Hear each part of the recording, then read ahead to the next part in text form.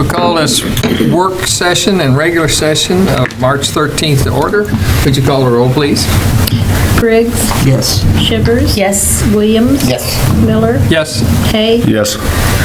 First item is a work session, and item A is discussion of urban chicken ordinance. Mr. Slagle? Yes, Your Honor. Council asked to discuss this, and one thing that we did provide to you was our current ordinance and then information from some surrounding communities well across the state. One thing that, that I think we should know to start with is that in Mexico, you can have 10 chickens per 1 acre lot. They need to be in an enclosure, and that building, as far as distance-wise, cannot be less than 200 feet away from any adjoining tract of land or property line. So that's, as noted, that's a fair distance. And that they need to be in the building, which prevents them from escape and so on from running at large. So those are the general rules that we have in place now. And you had asked, or maybe wish to consider changing some of those things, or at least have them looked at. And the process for that is obviously that the Planning and Zoning Commission would review it, discuss it, and make recommendations. But you had given indication that you might like to give them some, at least, ideas or thoughts in regards to what you would like them to look at. So having that said, Rita, which is a representative to the Planning and Zoning Commission, will take any notes down, as well as we'll have in a minute. So, Council, really it's your opportunity now to say, what things do you want them to look at? And Mayor, I know you had some comments at the last, I think, meeting on that. And so we'll take that information down and we'll take it to Planning and Zoning. They'll hold a hearing on it in regards to potential zoning changes, and then any recommendations they'll bring back to you. Well, since you brought my name up, I'll just start in. I have no problem with the 10 chickens that we have in our ordinance now, and female chickens only. The only concern I have is the 200 feet. I think the 200 feet needs to be lessened down to, that would fit some sort of Mexico lot size, and I'm not sure what that is, but 200 feet is almost an impossibility unless you have a lot of land. If you look at any of the rest of these towns that you provided us with, I don't see 200 feet for any one of them. So that's one. So I agree with you. Probably that needs to be looked at. Yeah, I mean, a lot of them are 10 feet to the property line, 25 feet to a principal structure.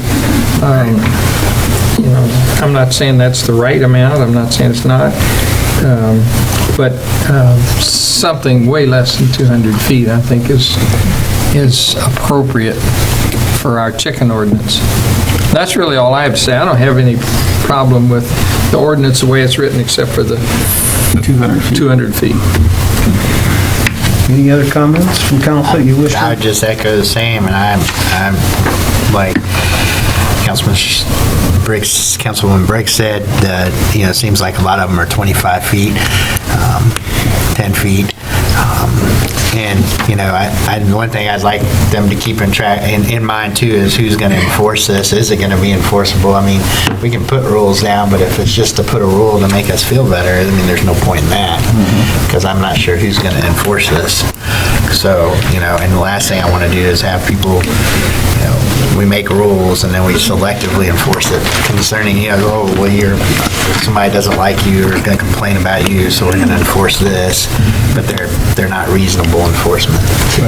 And that needs to be part of the discussion too. Yes, it does, because We already apparently have an ordinance. We do. So who takes care of it now? Right now, it is animal control, and but as you note, that because of the 200 feet, it doesn't it doesn't present itself to have a large number of them to have to keep track of. If you lower that, that increases that, and that becomes more of an enforcement issue. So, yeah, that certainly needs to be part of the discussion. Well, they have enough problems, to be honest, they don't, like I walk my dog at night now, and I carry a cattle prod with me now. I didn't at first, but at night, the leash law, there's nobody that's enforcing that at all. We've had multiple dogs run up on us on a leash. Or they're not on a leash, I got my dog on a leash, and, it's been kind of scary, and nobody's enforcing that, and so, I just don't like laws that we just put on a book, and if nobody's gonna enforce it, then we're just not gonna do it. I guess Mr. Haig had an idea last week. I'll pick on you now. Well, before I say that, I think we probably need to come up with to give Rita a feet distance that we like, or we'll start playing ping pong with the zoning commission. If we're going to give them an open and say, you make the decision and they come back with 50 feet and we don't like it, or whatever. I mean, I think there just needs to be, do we want 25 feet? Do we want 35 feet? I mean, do we like what Columbia has, 10 feet and from it, and then 25? I mean, that's probably the first thing I would say. The other part, I said, we talked, the mayor and I hit on some permits, and we don't like, I don't think it needs to be a chargeable permit, maybe $1, but just so people understand the rules. So if you get the permit, you understand the structure, you understand the distance, so that we don't have that problem of them walking up on you and making sure you're following the rules, or you get in trouble. You can't sit there and say, well, I didn't know. Well, you have the permit or you don't.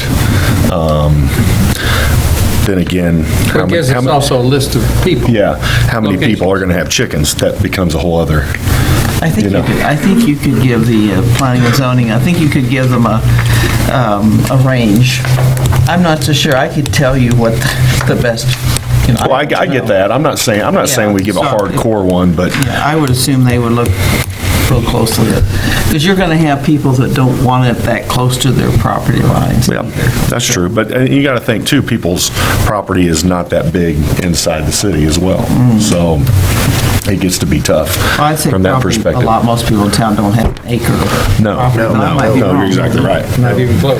I think Yeah. my take would be to make it where, the majority, right now, it's a minority of citizens can actually have chickens because of their lot size and our rules, and I think I would like to see that change to be the majority of our community. If we're going to do it, then we need to have the majority of our, whatever that size is. You probably have that data. I don't know what that data is, maybe 35 feet, maybe 10, I don't know. But that's a guide, I think, is, and I think that's what most people want. They don't want it limited, because you can have chickens now, but like she said, it's a very limited, you gotta have a lot of property. Well, and I think if you're gonna have an enclosure, which it needs to be, it makes it easy when it's an acre of land, we probably look at making sure it's in the rear of the property, because that's not in our current ordinance. And I personally, I'm just gonna be honest, I would not like to see a bunch of chickens in somebody's front yard. Just saying, we want people to want to move to Mexico. Rita, add rear to our thoughts to that. Well, the real reason I'm concerned about, I'm all for the 10 and 25 sort of, but I'm not saying that's hard and fast. First of all, we got to talk about how big is the lot? Are they 120 wide and 100 feet deep maybe? Is that a standard lot nowadays? Well, what's the setback line, build line? Is that 25 or 30 feet from the street, and then is a house 24 to 30 feet wide? That's 60 that leaves 40 behind. So if you're going to be 10 feet from the property line and 25 feet from the house, that may not be any property left.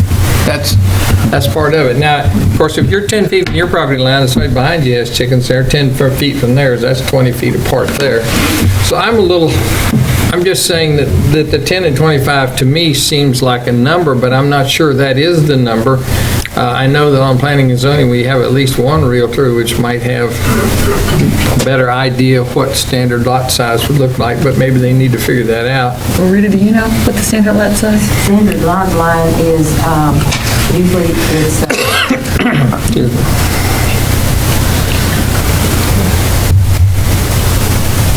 10 6,000 square feet, so usually it's 60 by 100 is what your standard lots are.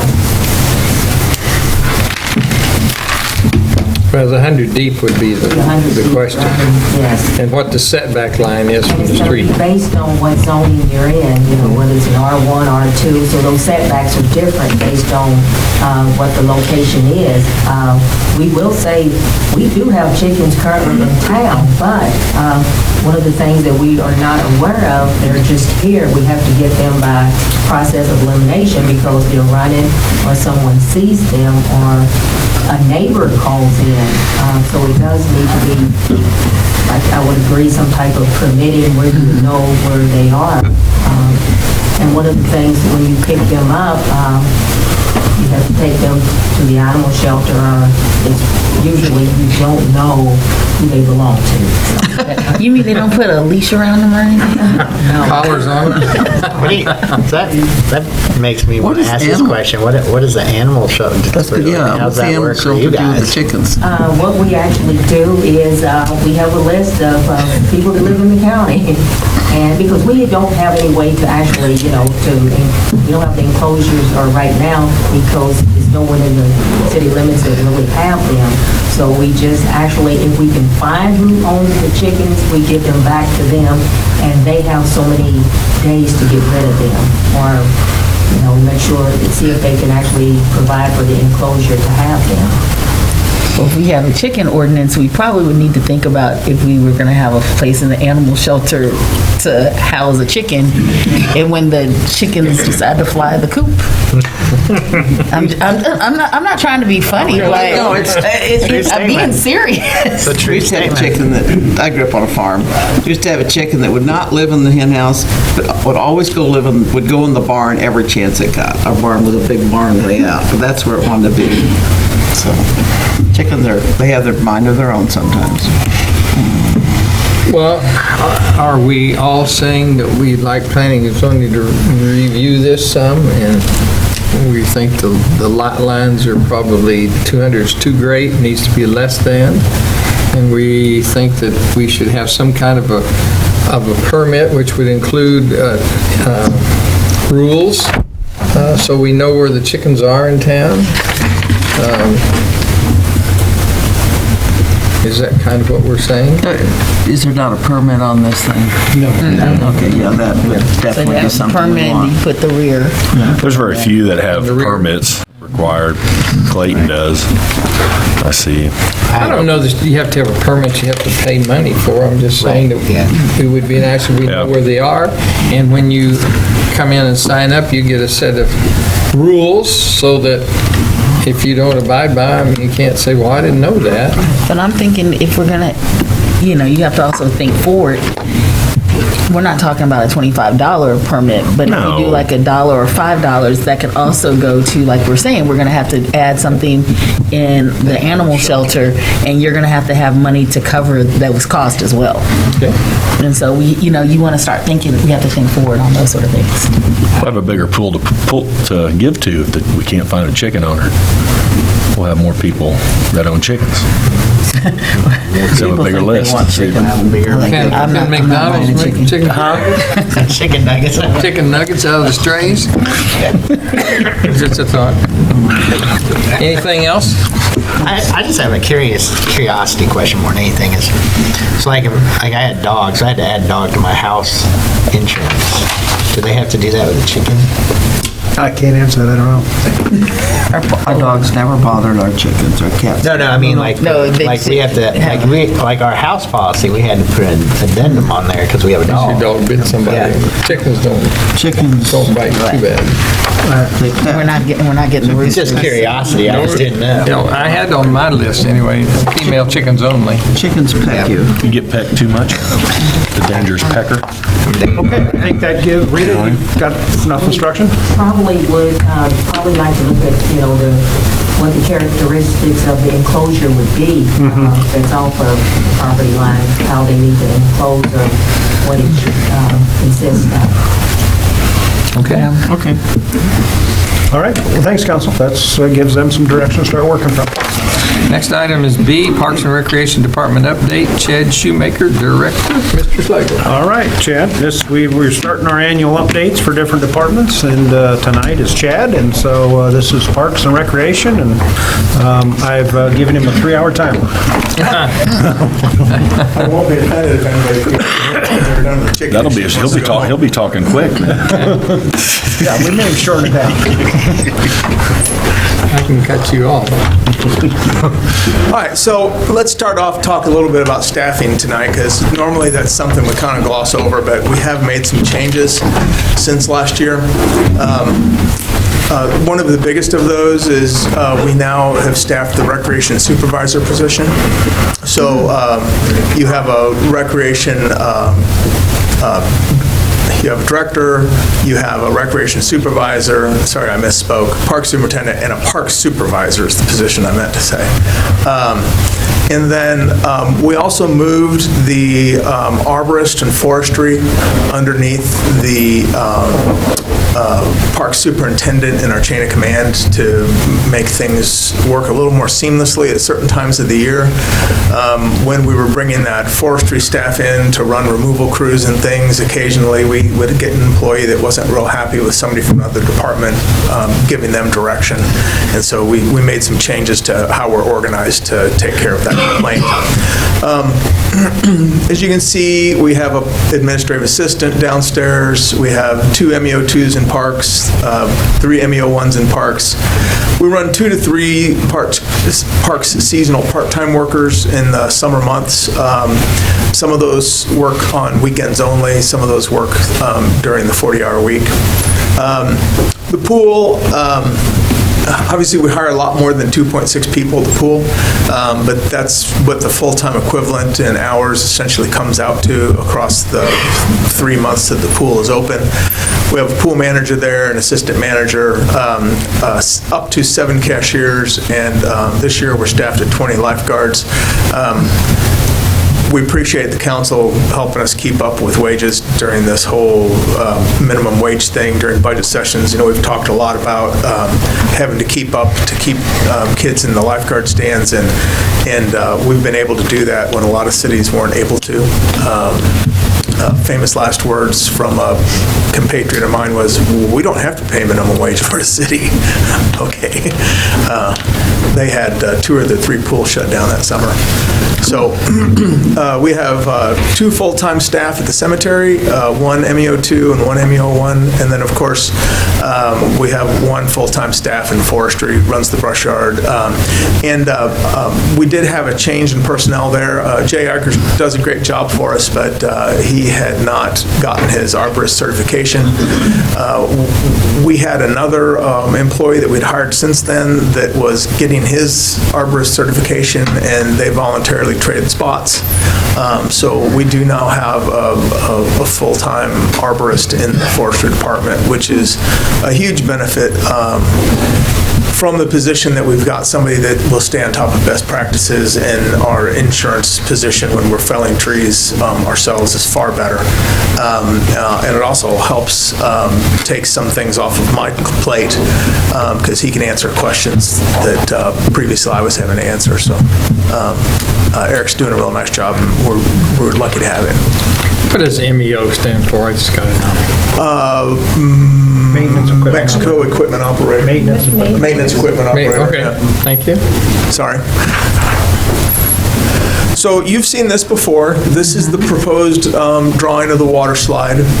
This is an actual drawing. This is not a sales piece.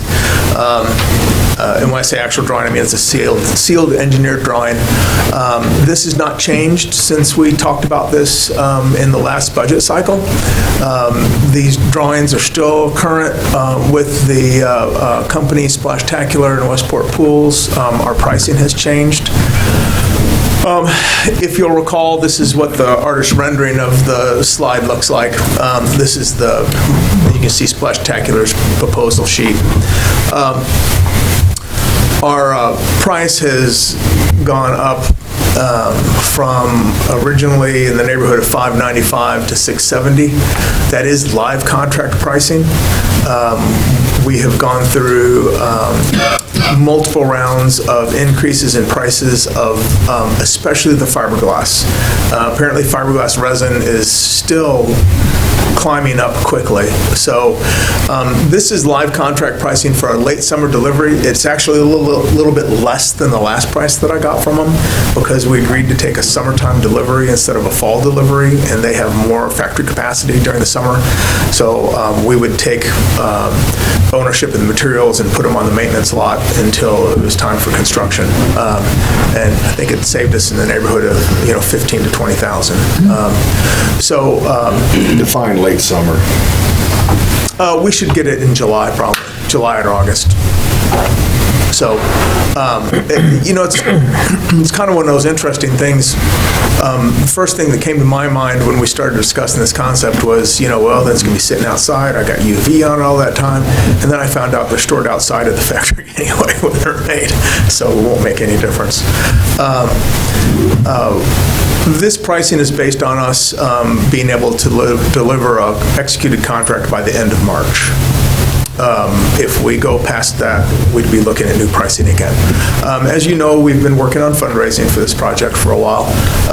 At the current time, we have $349,100 in hand. That's not pledges. That's either budgeted city funds or actual cash that has been deposited with the Recreation, the Parks Foundation. Currently, we have suspended fundraising because we're waiting on a $317,745 ARPA fund submission for tourism projects that were interrupted by the pandemic. We're very hopeful that that'll come through. If that does come through, we were supposed to get notice by the end of January on that, then the end of February. Now they're still reviewing submissions, so we're hoping by the end of March. Obviously, if those funds did not come through, we'd have to get back to fundraising and writing grants, and we do have. We have a fair number of resources that have not been tapped on that yet. We really have hardly gotten into asking any individuals at all because we were focused on foundations first, and we've had decent foundation support. So hopefully that foundation support would stretch into a second year. But we could be in a position at the next council meeting where we have a contract in front of you and we don't know the disposition of this $317,000 yet. So just fair warning so you have time to think about it and talk to people. Any questions on that? So this, regardless of anything, it won't be ready till, not this summer, but the next summer. Correct.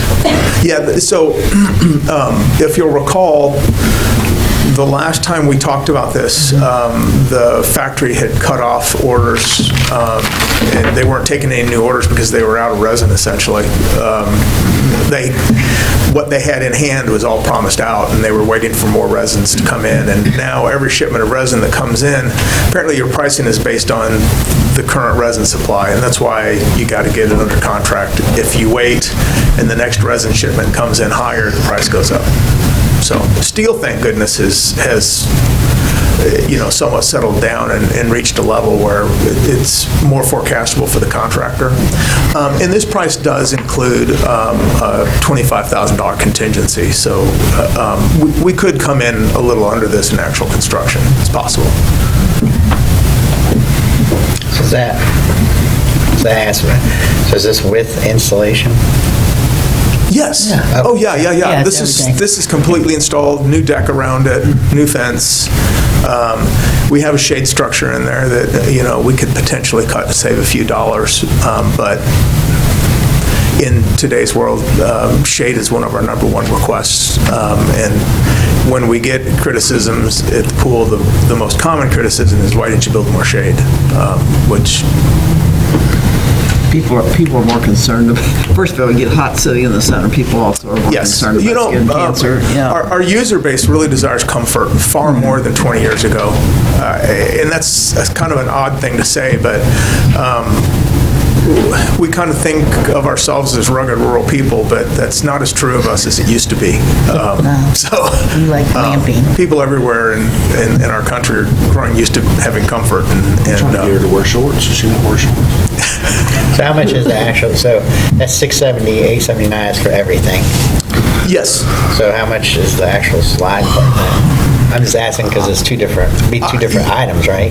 Two different budget items. No, it's all the same item. Same budget. It's one contracted item. It'll be one contract. They will deliver the slide and install the slide. It'll be a contract with Westport Pools, just like when we purchased the pool itself.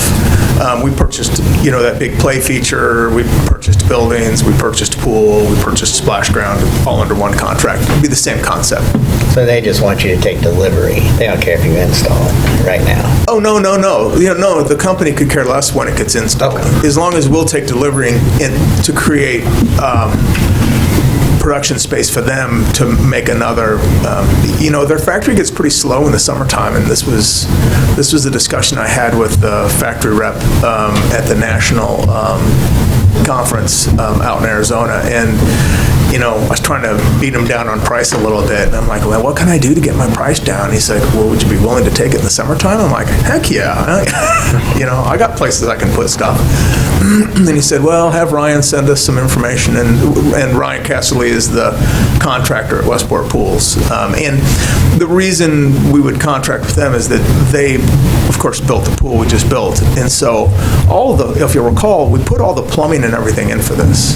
The motor pads there, the drains are all plumbed, the supply lines are plumbed to outside the concrete pad. Well, those guys understand exactly where everything is because they built it, and so, they've got as-built drawings. So you bring another contractor in, you're not going to get this price because they're going to have a lot of uncertainties. Plus, we had really good luck with our contractor. Well, and they're an excellent contractor. Yeah.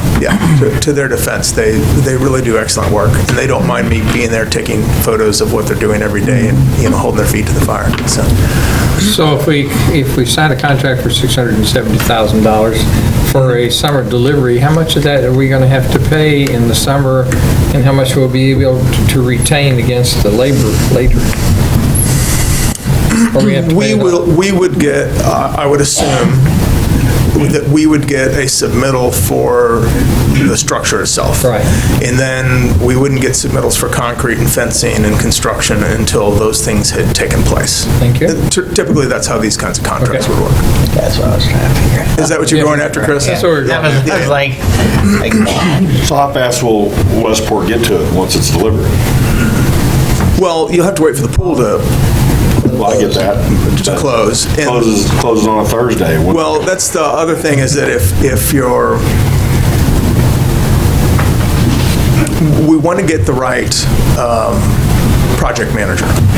Okay, for me, Chris, I think you've dealt with some of these. I would rather be cutting it close on the far end of the construction and have the project manager I want out of them than force them to start early and give me not their number one guy. And their number one construction manager's parents live in Paris, so he'll want this job. So depending on when he finishes his summer job is probably when this would start, if we could get him. So. Be a fall-winter build. Yeah. You would see some demo in the fall, and then, hopefully we would get the concrete poured. We need to get poured to build that ladder structure in the fall, and then the rest of it is build from there. They won't have any problem getting this finished in time to open. This is a relatively small project for them. Other questions? Good luck with everything. Thank you.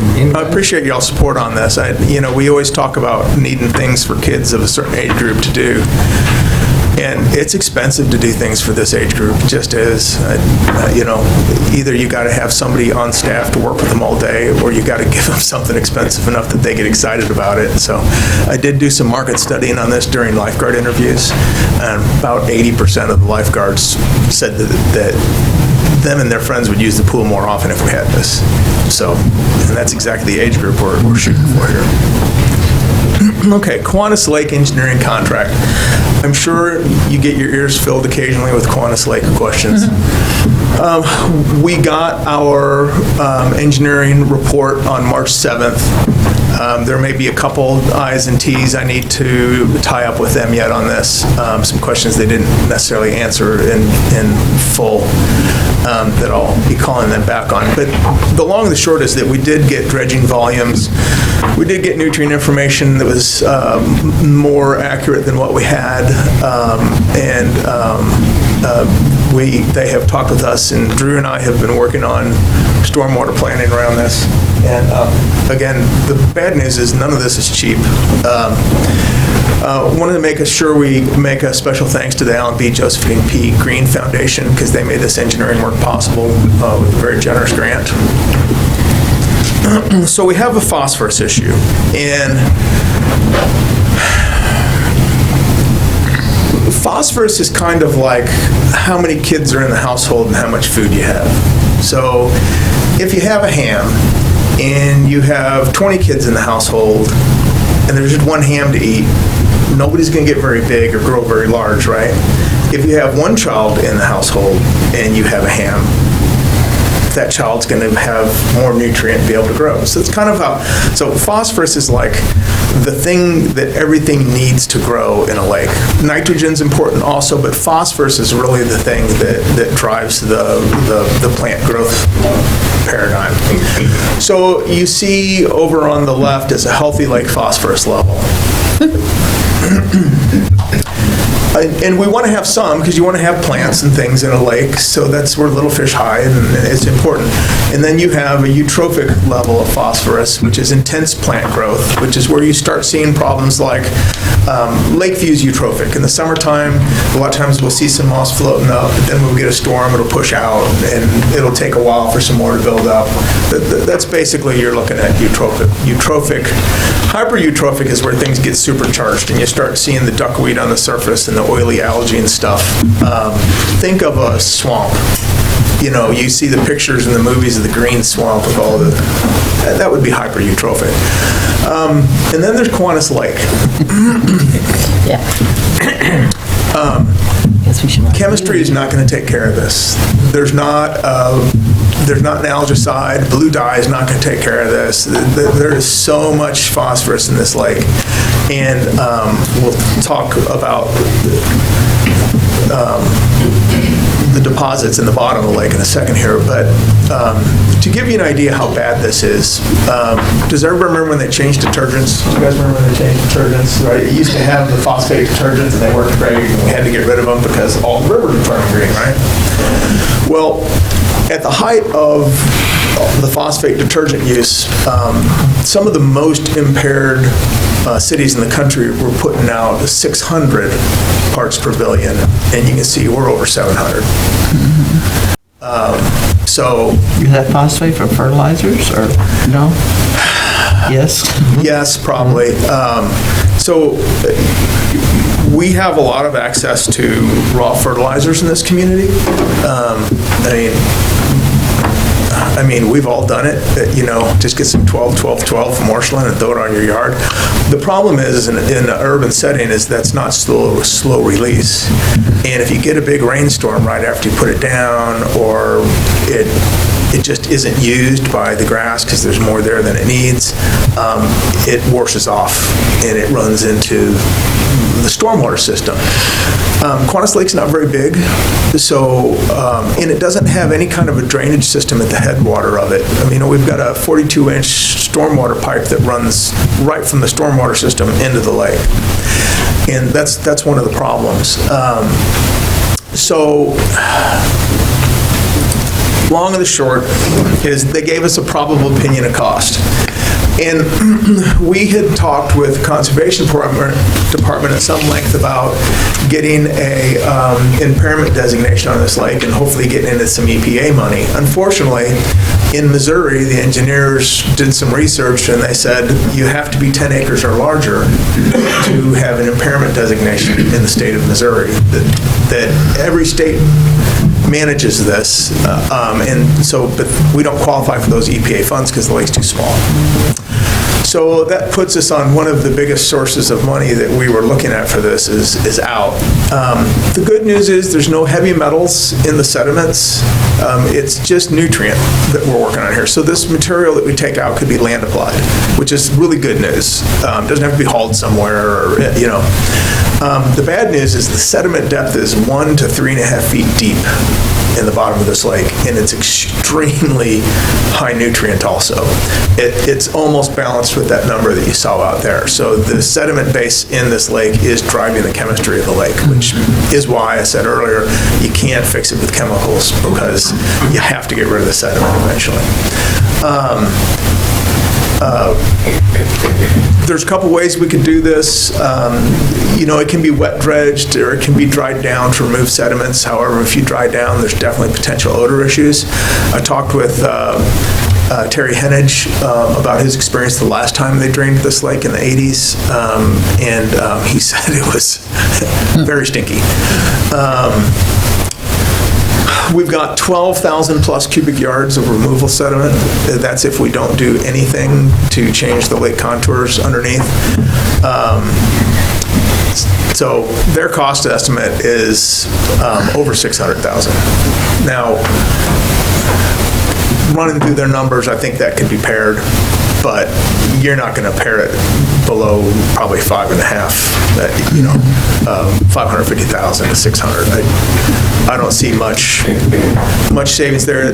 We could try some tricky things like putting in, and Drew, thank you, has done we've had a lot of talks about crazy schemes that we could do this cheaper, and we're not going to quit doing that because, you know, there may be some solution that's mechanical or physical that we can engineer that helps us with this, but it's a problem, and it's going to be a problem we need to start saving some money for, because at this rate, this lake is going to become so impaired we can't.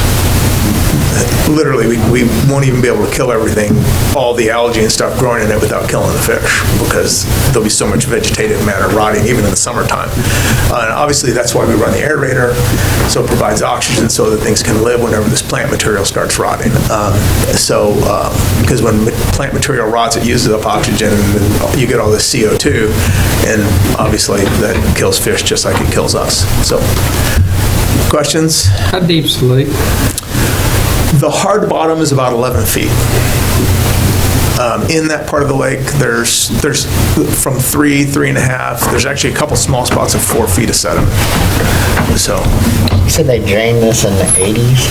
Was it the Yes, same? right after I graduated high school, and they found a truck in there, which they took Yeah, I out. remember that. And the catfishing has never been the same since they took that old truck out. So, just say that. Did they drain it for the same issue? Yes.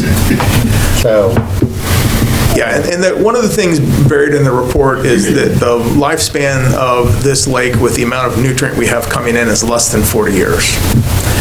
So unless we build some sort of structure that allows us to not have to cut the road and drain the thing down, or unless we put a pipe in or something like that, you're going to turn right around.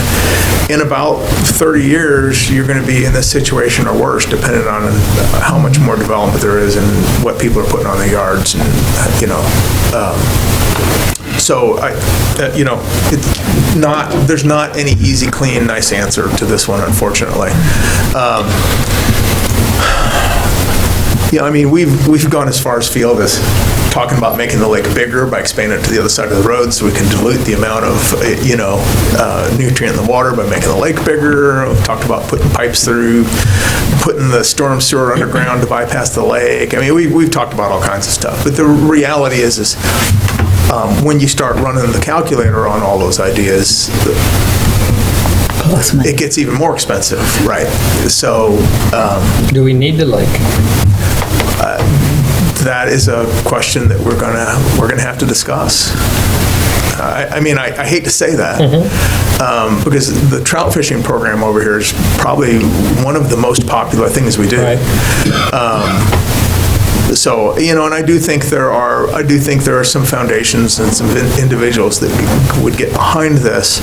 I don't know that they'll get behind it to the tune of that dollar. I mean, so we need to have some serious discussions as to, can we save up for this? You know, is there some way we can create a rainy day fund for dealing with this? So I think those are budget time discussions, but I wanted to get the numbers in front of you guys at this point so you can talk to people and think about, get feedback from people as to. Well, it seems to me if you wanted to work on the lake, you would want a solution that is pretty long-term, so. I don't like to spend a lot of money for a short-term fix. That just kind of goes against my general nature. So, draining it, doing the work ourselves, what would that be? So we drain it. I've had that take it out. thought. I mean, well, because here's what I'm hearing you say, $600,000, 30 years later, we're spending that time we'll be spending $1 million. To me, creating some sort of a situation where we have the ability to drain this without cutting the dam, if we're going to cut the dam and we're going to dig a trench that gets us down to the low enough point to drain this anyway, it seems like putting some kind of structure in there that allows us to control this water level would be really helpful. You know, So so to drain it, cut the road, what you're saying, right? yeah, you would have to. Well, if we're going to cut the road, why wouldn't we put in a dam that we could remove and then drain it if we need to? Correct. But that adds to this number. But that's not going to be the number if we drain it into ourselves, right? With the wet, you're saying with the wet dredge is where it goes 600,000, right? No, this is, actually, the wet dredge number and the dry down number come surprisingly close to each other. When you're running a wet dredge, it takes a huge amount of fuel, because that thing's running, if you use a stakeout dredge, it's running night and day, and you've got manpower filling it up with diesel all the time, and you're running probably, Drew, you probably need a secondary pump to get it as far as we've got to go from that south end, which, so you're not running just one really large pump, but two. Now, could we buy a dredge and hire a person on a contract basis for 3 years and do this ourselves? Yeah, that's something we could run numbers on, but again, there's a lot of discussion to be had here yet. This is just really a starting point. So if you want us to get creative, we'll get creative so that by the time budget time gets here, we can have some crazy ideas for you. Chad, Yeah. you remember when the last time they dredged out that lake, and it was really dry weather, it was in August or sometime, they waited for really dry weather. They got about they got just a certain amount of that done. They did not get the whole lake dredged out. Do you remember that? And it started raining. I was at the University of Kansas State You can at the check time, that, but I think I'm right. I remember. I think I'm right about that. Yeah, that doesn't surprise me that they might not have got a full, because the fact that there isn't a drain pipe in the bottom of the lake tells me that they might not have got a full drawdown. Yeah, Maybe they did pumped it not down and did the best they could. Yeah, and- they didn't quite and went finish on. it. Right. I will tell you this, is that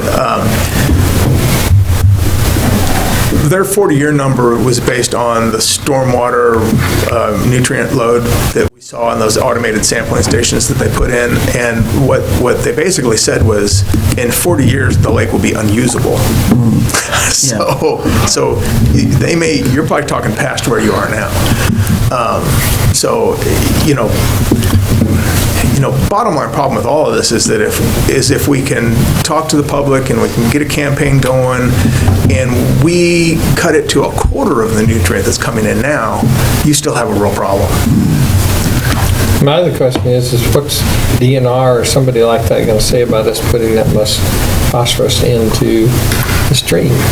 That we're going to let this out? We would have to build a little coffer dam. That it filters out of, yeah. So we'd have to capture most of that on the landscape. But we've got land right across the road where we can do that. So, probably you're talking about building a coffer dam for the water coming out of the lake. And you may need a secondary settling pond to pump water back in if you do a wet dredge. So you may have a third pump running. Because you're going to run out of water if you're pumping all the water out of the lake to get all this, unless you're putting water back. So Drew, what's rerouted the storm drain to not go into that? How much does it cost? Yeah, how much would that cost? Well, we had 1,400 feet, a 42-inch pipe. It was a lot longer length. I think it was around that 1,400 feet length, and it was going to be, what was the diameter? 42 inches. Yeah. And we had to go 23 or 4 feet down to get through that hill on Luther Drive, I think. it was ugly. I'd have to look at the numbers. Another item, though, too, that drives up costs on this, I was just looking at the volumes on here. The removal volume of 12,100 cubic yards, just for reference, a dump truck typically holds about 10, 15 cubic yards. So when you think about that, you're near 1,000 trips for a dump truck. And you don't think anybody would donate their services, right?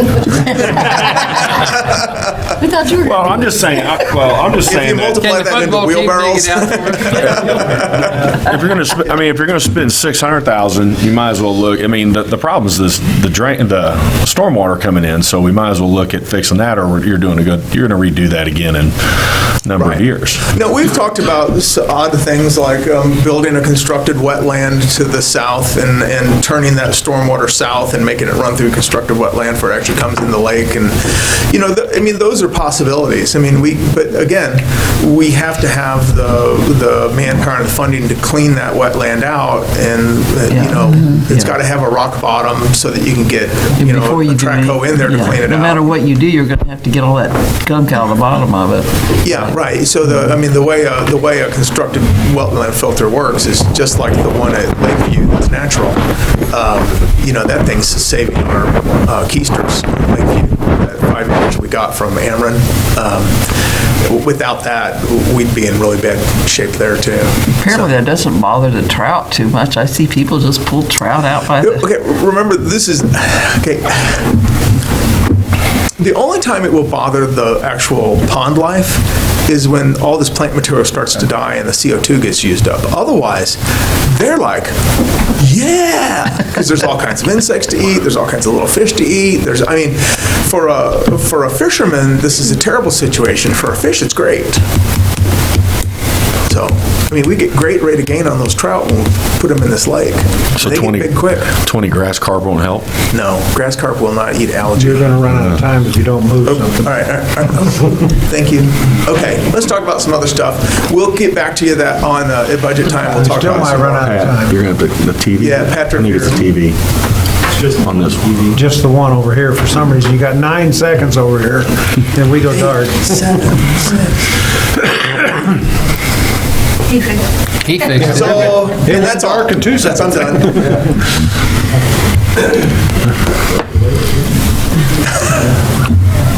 We're at slide 3, he's got 50 more. Yeah, he said 3 hours. You can't-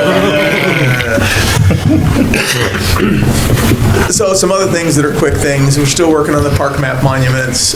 We're still working on entrance sign fabrication. You've seen some of the new signs out some places. Everything is going to that same black sign with the brown and yellow lettering. We have the new signage for Ron Lou Park, but we're waiting for a visit from somebody to unveil that. Teal Lake restroom, we are working with one of the engineering companies on site drawing right now. Northeast Park drainage improvements, obviously, most of that's going to happen when it dries up in the summertime. We're still replacing restroom roofs and soffits a little bit at a time through the restrooms we originally started building about 15 years ago. And then Lakeview trail repairs is still on the list for this summer. And park mapping and long-term planning is rising up the list. As you see how gray my beard is, there's some things we need to get down on paper before I get hit by a bus or something.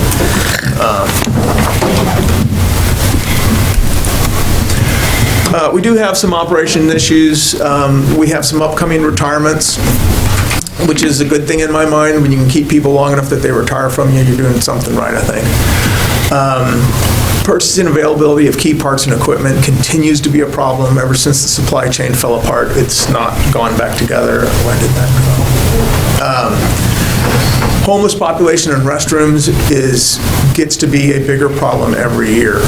And this is not just in the wintertime when we're getting doors kicked in so that people have somewhere warm to sleep, relatively warm. There's no heaters in those restrooms. It's almost as much of a problem during the day in the summertime when people go in the restroom to live and somebody walks up to the restroom and they want to use the restroom and there's somebody in there with the door locked.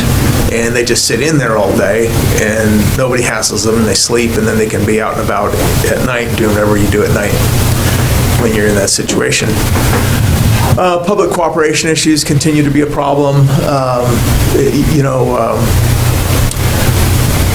Every year we have to have parents hauled off by public safety from the pool because they can't follow the rules. It's an ongoing issue, and it's not just us, it's everybody I talk to across the state, across the country. But just so the council understands is that it is something that we're dealing with, and it makes it more difficult for us to move forward every day because we're dealing with things that we didn't deal with 20 years ago, frankly, when I started doing this. The Department of Conservation, Conservation Access Agreement is currently null and void. They've changed around the agreement to where the city is responsible for all the maintenance on the facilities that they have funded in the past, and they want to tell us how we're going to maintain them, and all of that within we're not going to give you any kind of documentation that says you actually own these things. So we're kind of fighting over that. We're probably 15 to 20% of the cities, when this new agreement came out, nobody really said anything to us. It looks just like the old agreement, but the responsibilities are flipped in between the city and the Conservation Department. There's a handful of us that actually read everything before we sign it, and so that word is starting to spread around the parks departments in the state, and I expect it will get resolved peacefully, but just so you know, in case you hear anything from anybody, that is an ongoing issue, and we're trying to work in good faith to get it solved at this point. Give us some typical locations in Mexico. Northeast Park, Dorcas Trail, the lake we just talked about, Teal Lake, Lakeview, all under cap agreements. All of our fisheries work is done under cap agreements, and so the trout program is part of a cap agreement. So it's a biggish issue, but it's not one that we have any need to cave on. They need us just as bad as we need them. So, we'll come to something amenable in the end, but you may hear my name drunk through the mud before this is all said and done, so that's okay. Budget concerns. Of course, we've got the pool debt service for 8 more years. Healthcare and insurance just go up and up and up and up. This has been one of the biggest budget eaters since I've been here. I went back and looked from 10 years back, and and again, it's across all industries. Everybody's paying more for healthcare, and it stinks. But the reality is it affects our ability to do other projects and our ability to pay people a decent wage. The minimum wage, we've got some ongoing wage pressure still. That will eventually wind its way through, and we'll get to a new, equilibrium, but that's still going on. Parts costs have gone up way more than actual original purchase costs have. And of course, we're still seeing some material costs go up. Not as bad as it was, but obviously we've got 6% inflation. We're seeing pricing going up. This is your new cemetery maintenance building. You see Steve referring to what you were talking about earlier. We built this road in-house in the Parks Department. We got some help from Drew's folks to lay the culvert pipe in here. We built the parking lot. Of course, contractor built the building for us. We're working on the interior right now. Hoping if we can get a little more winter that we may get into this fall and be able to tear down the old Quonset hut, which is an increasingly rough condition. Seth's done a nice job starting an adaptive recreation program. A lot of places you hear it called the Special Olympics program. We're not affiliated with Special Olympics, so we're calling it adaptive recreation.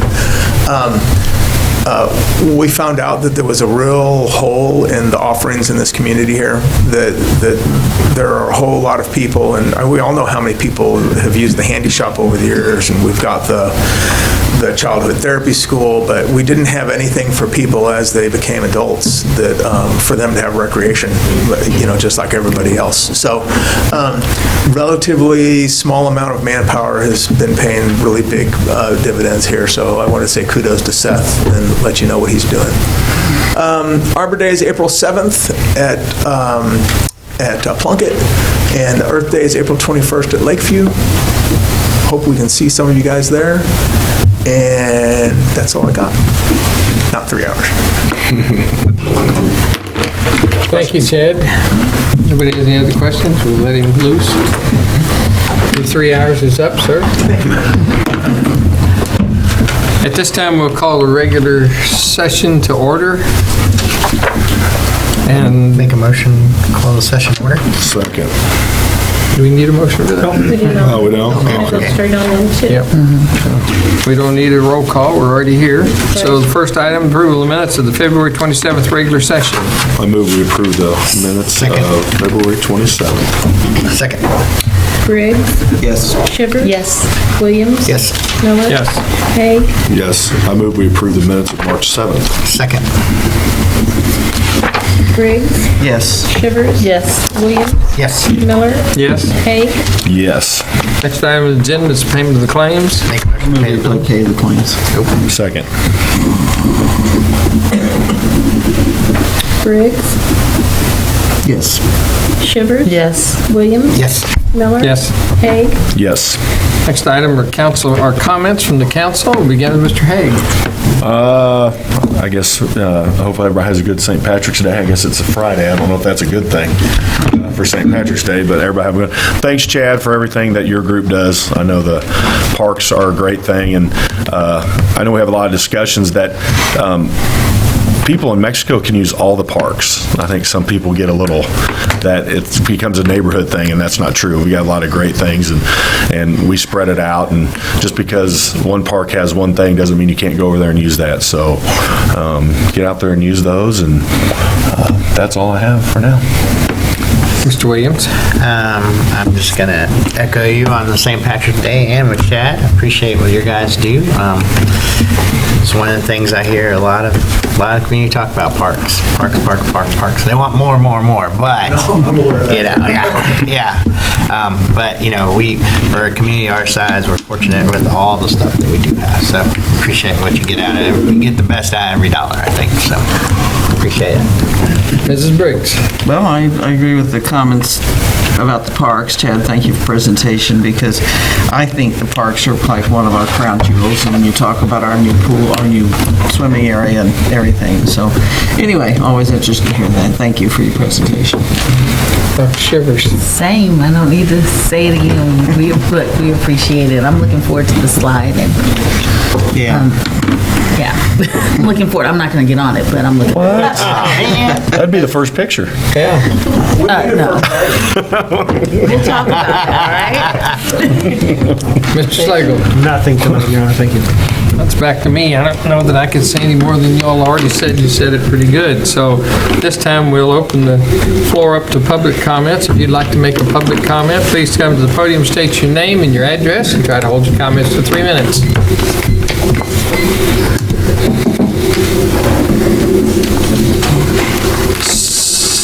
Seeing nobody coming to the podium, I move we adjourn into executive session pursuant to revised statute of Missouri 610-021, real estate matters. Second.